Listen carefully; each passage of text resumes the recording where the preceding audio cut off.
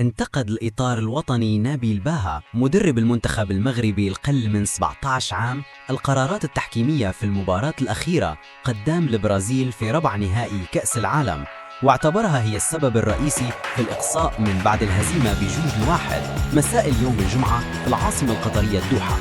وقال باها في تصريحات إعلامية من بعد المباراة: الحكم كان وراء الهزيمة والإقصاء في مباراة اليوم.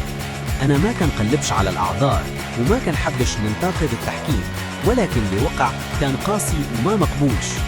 وزاد قال: خسرنا المباراة بوحدة الطريقة صعيبة وبسبب قرارات تحكيمية خاطئة. اللاعبين كانوا جاهزين وقدموا مباراة كبيرة ورجعوا الثقة في راسهم من بعد 2 هزائم في أول 2 مباريات في دور المجموعات، ولكن الحكم اليوم سال لينا الأحلام ديالنا. وختام قال: شكرا للجماهير اللي ساندتنا في هذه البطولة وللاعبين اللي عطاوا كل ما عندهم.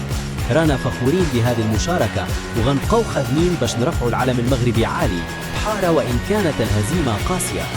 كيتشار لأن المباراة تلعبات في ملعب رقم 7 في ملاعب أسباير في الدوحة القطرية، وعرفات تشجيع البرازيل لهدف قاتل في آخر الدقائق اللي خلى جدل كبير حول الشرعية دياله.